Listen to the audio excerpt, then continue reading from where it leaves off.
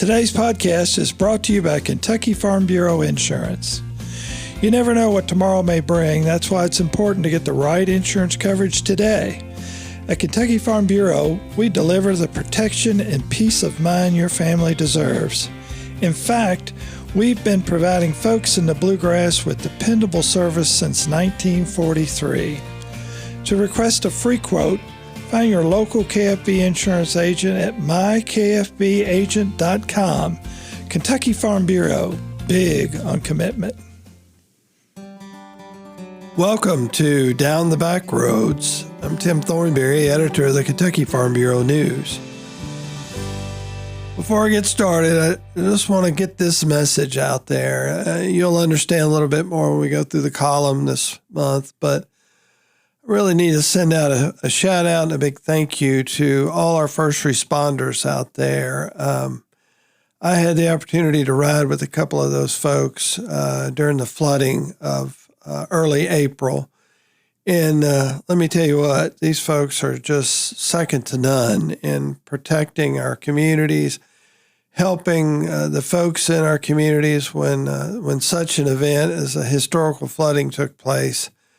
If nothing else, they were just there to listen. And I'm telling you, we owe them a big debt of gratitude. All over the state, these folks give their time, talents, and put their lives in danger when they're trying to protect us and save our lives. And we just can't thank them enough for all they do. I've entitled this column, Yes, There is a Silver Lining. Throughout my lifetime, I recall several weather-related storms that wreaked havoc in our state. The first being the super tornado outbreak in 1974. I think in some ways we gauge whatever storms we have now with what happened on April 3rd of that year. It was devastating, to say the least. We had an old cellar behind our house where we took refuge, and while the storms were all around us, by the grace of God, we did not suffer any physical damage. But the memories have remained since that day, and whenever I hear tornado warning sirens, I'm taken back to that time and place.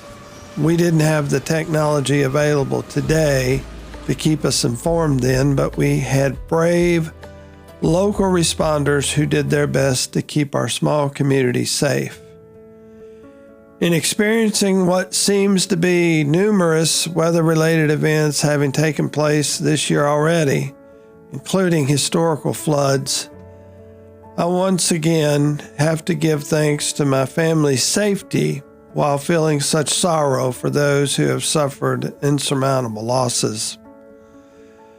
And while it may be hard to glean the good out of a situation that is so bad, I have witnessed silver linings everywhere I've been. The true blessing in all of this conundrum is the people in our communities, the leaders, volunteers, first responders, friends and neighbors, and anyone who has something to give, be it their time or resources. It's about helping those who have lost their homes, belongings, and for some, their hope that all would eventually return to some kind of normalcy. I had the opportunity to ride along with two of our fine first responders from my hometown, Amy Womack, who is the Emergency Management Deputy Director, and John Shuttleworth, Deputy Director of Public Safety in Anderson County. Needing a few photos for a magazine story, I arrived to meet them at their EMS station.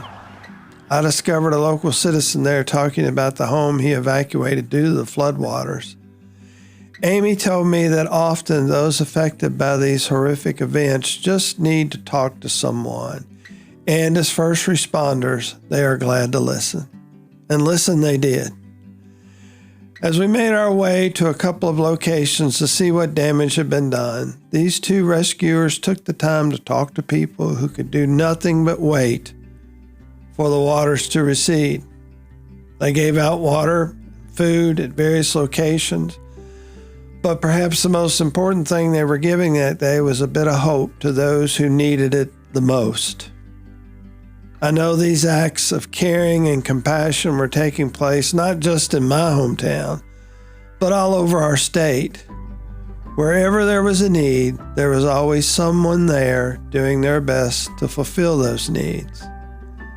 The people of this fine state have a resolve to move forward after such disasters and a will to look to a brighter day. Makes me proud to live in a place like this, a place where neighbors help each other and share what they have with those who may have nothing left to share. Yes, there is a silver lining in all this. It's wonderful people who make the effort to give of themselves during times when it's needed the most. I hope one day I can meet them all as I travel down the back roads.